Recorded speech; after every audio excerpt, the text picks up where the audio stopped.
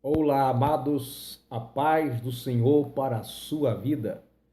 É um prazer, mais uma vez, estarmos juntos para raciocinarmos, para pensarmos a respeito de alguns assuntos que muitas vezes parecem constrangedores para a nossa vida, mas de suma importância e possamos ser edificados se atentarmos para a palavra de Deus. Filipenses capítulo 4, versículo 8. Finalmente, irmãos, tudo que é de verdade, tudo que é de respeito, tudo que é certo, tudo que tem pureza, tudo que é amável, tudo que é de boa fama, se há alguma virtude e algum louvor, meditai nestas coisas. Queridos amados, o tema proposto parece descabível, mas muito atual, principalmente para a juventude, para os adolescentes, pais que talvez queriam ter resposta a respeito do assunto a masturbação. Dentro desse pensamento, alguns pesquisadores dizem que a porcentagem de homens e de mulheres que praticam ou que já praticou é muito grande. Entende-se que entre os homens, 55 a 90% deles já tiveram essa prática, e as mulheres, 45 ou um pouco mais. Apesar de ser mulheres, sempre se esperam na mente de muitas pessoas que os homens têm este comportamento. Mas passando de 45 ou até 50% das mulheres, 55 a 90% de todos os homens já tiveram este comportamento, essas atitudes. A masturbação que nós falamos, que é o manuseio dos órgãos genitais, tanto masculino como feminino, pela o alto prazer em relação ao desejo sexual, a este abrasamento, que hoje é muito fácil essa provocação acontecer pelos estímulos visuais, programas, por exemplo, novelas. Nós temos aí muitos filmes com cenas fortes em que as pessoas carentes da sexualidade ou que têm um instinto mais à flor da pele a respeito do sexo, sofrem mais com isso. Então, talvez você ache estranho como cristão comentar a respeito disso. Mas você, pai, entenda uma coisa. Talvez seu filho tenha esse comportamento. Talvez seu filho faça. Talvez você já o fez também. Isso é muito atual e está presente na mente da maioria dos nossos jovens e adolescentes. Homens e mulheres. Estamos aí nesta geração da informática, nesta geração em que a tecnologia, pelos meios visuais, auditivo, tem facilitado a compreensão, a descoberta, e isso tem levado muitos jovens a se viciarem. Porque talvez você que tem essa prática não saiba, ou que está pensando, ou tentado, mas a masturbação vicia.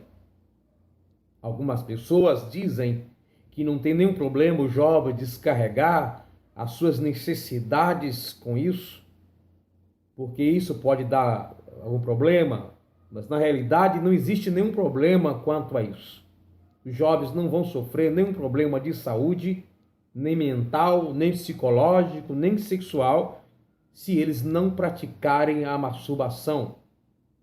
Nós temos, nosso organismo, ele reage quando essas coisas, entre aspas, se acumulam. Tem um escape que é chamado de poluição noturna, ou sai através da urina e outros meios, através de fluidos corporais. Então, alguns pais acham que não tem nenhum problema. Alguns jovens também não. Talvez você que está me assistindo agora tenha esse problema. Eu quero dizer para você que isto não vai levar você a ser pior do que as outras pessoas. É um pecado como qualquer outro pecado. Lembrando bem que diante de Deus nós entendemos que não tem pecadinho e pecadão. Mas por que entendemos que a masturbação é pecado? Primeiro, quando se pratica a masturbação, você está pensando nas cataratas do Iguaçu? Você está pensando em uma cachoeira? Em uma fornalha? Em uma profissão que você está usando para ganhar dinheiro, como uma profissão que não envolva a sexualidade? Você está pensando em oração? Está pensando em Deus? Está pensando no seu pai? Na sua mãe? Você está pensando em cavar buracos no solo? Você está pensando em arrumar uma faculdade para se formar e ser um médico? Não. Você, alguém para manusear parte do seu corpo, para exprimir esse desejo, colocar para fora, é isto que lhe corrói por dentro, que é natural, essa situação no organismo. Para fazer isso, tem que pensar no sexo oposto. E nós entendemos que a Bíblia, como diz para o casado, se alguém atentar para uma mulher e desejá-la em seu coração, já cometeu o adultério. E se for um jovem? A Bíblia diz: não cobiçarás. E quando diz não cobiçarás, é um mandamento para todos. Não cobiçará o novilho, nem a serva, nem o servo, nem o animal, nada que é do próximo. Então, quando o jovem está com essa prática, seja uma moça, um rapaz, um homem ou uma mulher, tem que estar pensando em alguém, por exemplo, geralmente isso acontece, nós estamos aqui no círculo de solteiros. O solteiro, ele vai estar pensando em uma jovem que não é sua esposa, que é filha de um irmão, filho de seu vizinho, a filha do seu vizinho. A moça vai estar pensando em alguém que não é o seu marido. Não, ela não é casada, ela é solteira. E se o homem casado, ele viola a lei de Deus, adulterando neste caso, pensando, aos jovens também vai estar cometendo a fornicação na sua mente. O apóstolo Paulo diz que é para o jovem não se abrasar. Ele fala, é melhor vocês casar do que viver abrasado. Abrasar é viver, tornar-se em brasa, ou se arder em desejos pelo sexo. O desejo, a tentação pelo sexo é natural ao homem e à mulher. Aliás, um jovem e uma jovem, que isso não passa pela sua cabeça, isso não é temor a Deus, isso é um problema, porque é natural se desejar o sexo oposto, desejar a outra pessoa, mas mentalizar, trazer em memória, trazer para o seu coração, se arder em desejos a ponto de se autorrealizar como que estivesse praticando sexo, isto é pecado. Isso faz parte das obras da carne. Isso é erotização. Este pensamento em possuir ou ser possuído por uma pessoa que não é o seu cônjuge. O rapaz, quando está se masturbando, está desejando praticar sexo com alguém. Se ele não é casado, ele vai estar mentalizando, cobiçando a filha de alguém. Ele não está desejando casar com ela. Ele não está sofrendo a tentação por ela, ou ela por ele. Está desejando possuir ou ser possuído. E pela palavra de Deus, tudo que é bom, que é honesto, que é justo, que é amável ou que algum louvor, nisso pensai. Tenta imaginar, nesta prática, Jesus estivesse do seu lado, como você se sentiria? O rapaz, quando casa, e ele está no ato da sexualidade, ele não sente vergonha da presença de Deus. Aliás, pode até pensar em Deus neste momento, quem é casado, não tem nenhum problema. Mas e quem não está casado e está praticando isso? Ou não é casado e está pensando em fazer isso? Ou se é casado e está fazendo isso pensando na vizinha, pensando em outra mulher que não é a sua esposa, ou a mulher pensando em outro homem que não é o seu marido. Também se constitui em pecado de prostituição. Isso é na prática, não pelo significado da palavra, mas pela a ideia em si. Então, jovens, se vocês têm esse problema, ore a Deus, case-se. Paulo diz, eu gostaria que vocês ficassem solteiros como eu, ficasse sem, cada jovem ficasse sem mulher, as mulheres ficassem sem homem, mas por causa da prostituição, se vocês não casarem, vocês vão acabar praticando sexo fora do casamento, sem casar, sem um parceiro oficial. Vai estar na prática da sexualidade ou vai estar pensando nisso. Aí ele fala do abrasamento. Case, é melhor casar do que viver abrasando, viver se ardendo em desejo pela sexualidade. E isso, se não tiver controle, vira um pecado terrível, porque muitas pessoas ficam viciadas nisso e praticam todos os dias. São centenas de jovens que estão lutando para fazer a vontade de Deus, mas que sofrem com isso.